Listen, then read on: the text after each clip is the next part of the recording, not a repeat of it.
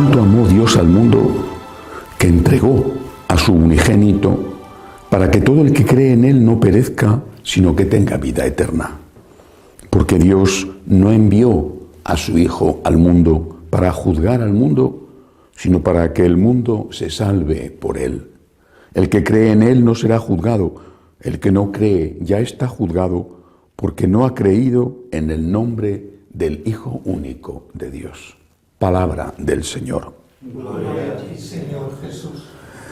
Nuestro Señor Jesucristo vino a salvarnos. Pero la salvación de nuestro Señor, que nos dio nuestro Señor, no consistió solo en el derramamiento de su sangre. También nos salva, o nos salvó y nos salva, a través de sus enseñanzas. Es como si pensáramos que una mamá solo quiere a su hijo porque le educa. Le educa, eso es muy importante, y también le alimenta. O que solo le quiere porque le alimenta, es muy importante, pero también le educa. Jesucristo nos alimentó con su cuerpo, nos alimenta con su cuerpo, nos salvó con su sangre, pero también nos salva con su enseñanza. Dentro de esa enseñanza ocupa un lugar esencial la revelación sobre la naturaleza de Dios. ¿Quién es Dios? ¿Y por qué es importante saber quién es Dios? ¿Por qué es importante para nosotros saber quién es Dios? Primero porque Dios es nuestro creador y por lo tanto conocer a Dios es conocer a aquel que nos ha creado. Pero es que además estamos hechos a imagen y semejanza de Dios. El modelo que tengamos de Dios es el que tenemos que imitar. Los que creen en un Dios violento justifican la violencia. Los que creen en un Dios incluso sanguinario justifican no solamente la violencia, sino hasta los crímenes más crueles, como ocurría en la antigüedad con el sacrificio de niños a determinados ídolos. Los que creen en un Dios uno, único Dios, dan una gran importancia a la unidad, pero corren también el riesgo de que esa unidad se transforme en dictadura. Por eso Jesucristo, repito, dentro de su plan salvador, nos enseñó quién era Dios de verdad. Decimos que en Jesucristo está la plenitud de la verdad y que en Él está la plenitud de la revelación, de una revelación que ya había comenzado. En realidad estaba ya presente de alguna manera en la naturaleza humana, con la intuición de que existía Dios. Y después comenzó de forma explícita a través de Moisés, continuó durante toda la etapa del pueblo de Israel hasta el nacimiento de Jesús, que llevó a la plenitud la revelación. ¿Quién es este Dios que nos enseña Jesucristo? En la antigüedad, es decir, en la época de Jesús, había distintas religiones. Lo que no había eran ateos. Podría haber seguramente ateos prácticos, pero no había ateos declarados. En esas religiones abundaban, la inmensa mayoría, abundaban las religiones politeístas, creían en varios dioses. La que más cerca le pillaba al mundo judío era la romana, porque era la religión del imperio, que se basaba en realidad en la religión griega, en el politeísmo griego. El Zeus de los griegos era el Júpiter de los romanos.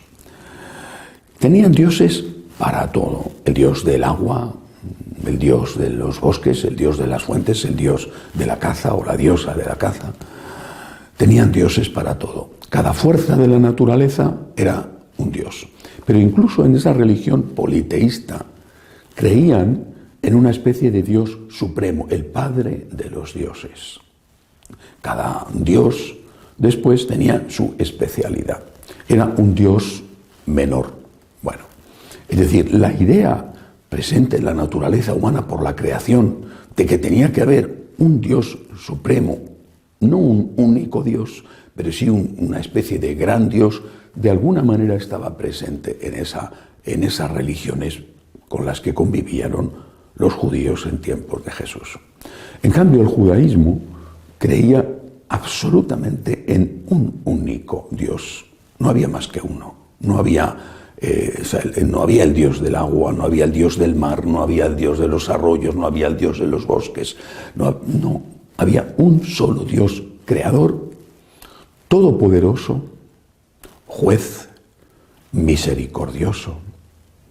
Este único Dios daba confianza al pueblo, porque no había un Dios bueno y un Dios malo.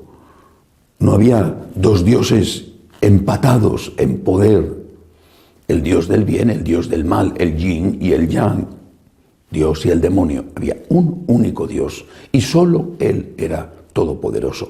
También los judíos creían en el demonio, pero estaban seguros, su fe les decía, que el demonio era inferior en poder a Dios, era el ángel caído. ¿Qué es lo que Jesús va a enseñar que causó desconcierto, escándalo y que le costó la vida?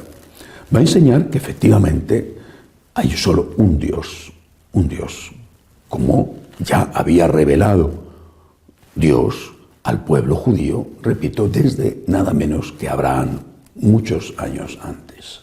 Hay solo un Dios.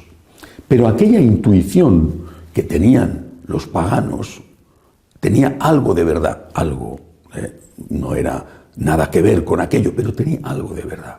Había un Dios, solo un Dios, pero tres personas distintas, iguales en dignidad, iguales porque compartían la misma naturaleza divina, la misma y única naturaleza divina. Un solo Dios, tres personas distintas. Todo lo hacía el único Dios. El único Dios crea, el único Dios juzga, el único Dios perdona, el único Dios redime, el único Dios santifica, pero el único Dios que hace todo, lo hace a través de cada una de esas personas. El Padre crea, el Hijo redime, el Espíritu santifica. Un solo Dios, tres personas distintas, iguales en naturaleza y en dignidad, engendrado, decimos de Jesús, no creado, de la misma naturaleza del Padre por quien todo fue hecho, que por nosotros los hombres se encarnó de María la Virgen, fue crucificado, muerto, sepultado, resucitó al tercer día. Lo confesamos en nuestro credo. Un solo Dios, tres personas distintas. Esta es nuestra fe.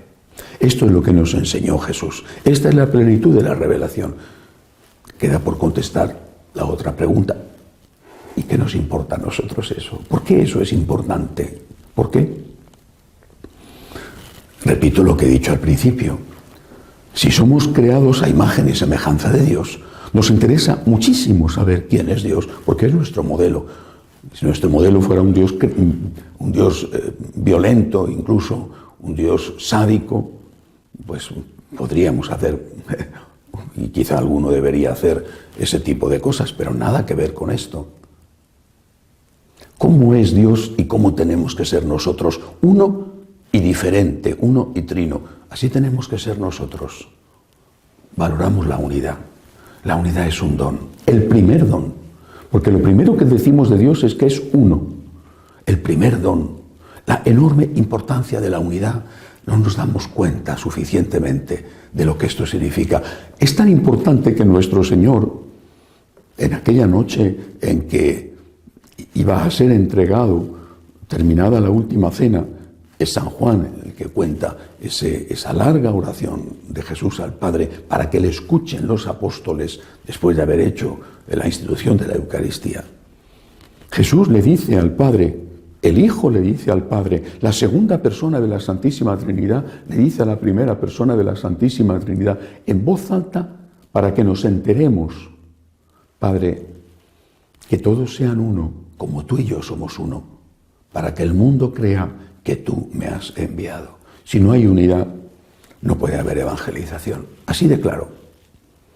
Lo había dicho también antes el Señor, un reino en guerra civil se destruye, cae casa tras casa.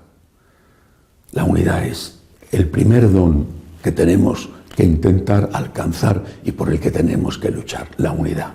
Porque Dios es uno. Pero, he dicho antes, si solo fuera uno, habría el peligro de que ese monoteísmo, ese único Dios, se transformara no en unidad, sino en uniformidad. Todos tenemos que ser iguales. Pues no, porque ese Dios único es trino, son tres personas distintas. Me gusta muchísimo meditar sobre el misterio de la Santísima Trinidad. Me parece una de las enseñanzas más prácticas que nos ha dejado Jesús. El Padre ama al Hijo, pero no quería que el Hijo dejara de ser el Hijo para convertirse en una copia suya. El Padre y el Hijo aman al Espíritu, pero ninguno de los dos quiere que el Espíritu deje de ser él mismo. Unidad y respeto. Respeto a las diferencias. ¿A qué diferencias? A las legítimas diferencias. Y entre todos, Padre, Hijo y Espíritu, un solo vínculo, el del amor consumado, diría más tarde San Pablo. Porque es el amor el que te hace luchar por la unidad, sacrificando cosas. Y es el amor el que te impide despersonalizar al otro y transformarle o intentar transformarle en una copia tuya. Qué útil esta enseñanza para la familia, por ejemplo. Qué útil. Maridos y mujeres tan distintos, tan distintos en todo, morfológicamente, psicológicamente, y a veces incluso con maneras distintas de relacionarse con Dios, aunque ambos sean buenos creyentes, suponiendo que sean los dos, o que quieran ser los dos buenos creyentes. Pues tendrás que respetar que tu esposa es una mujer, que no es como tú, que no siente como tú, que es igual que tú en dignidad, en derechos, pero que es una mujer. Y ella tendrá que respetar que su marido es un hombre, que no es una mujer, que quizá no se da cuenta de las cosas tan rápidamente como ella. Es un hombre. No siente como ella, no piensa como ella, no actúa como ella, y tiene la misma dignidad que ella. No es ni más ni menos, pero es un hombre. Y los dos tendrán que aceptar que el papá o la mamá ancianos, pues ya tiene muchas debilidades, rarezas propias de la edad, dificultades físicas, arrebatos, y que el que era hasta hace quizá poco el sostén de la familia y el apoyo de todos, ahora es una especie de bebé mayor, menos agradable que el bebé, que necesita ser sostenido, cuidado. Y que el hijo, adolescente o niño, pues es un adolescente. Adolescente significa que le falta algo, adolece de algo, le falta algo, todavía le falta algo para la madurez.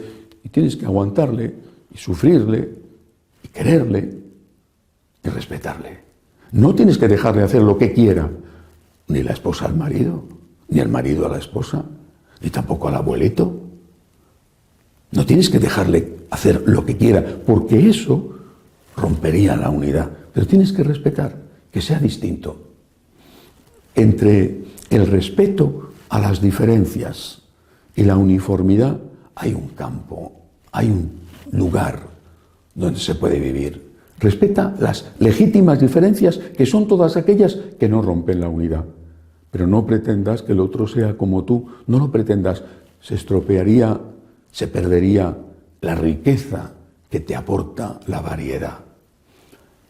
Así en la tierra como en el cielo, rezamos en el Padre Nuestro. En el cielo se vive en familia, es una familia, la familia de Dios, Padre, Hijo, Espíritu Santo. En la tierra como en el cielo, unidad y respeto a las legítimas diferencias. Pidamos a la Santísima Trinidad, a la Divina Providencia, que nos ayude a invitarles a ser al menos un poquito como ellos. Que así sea.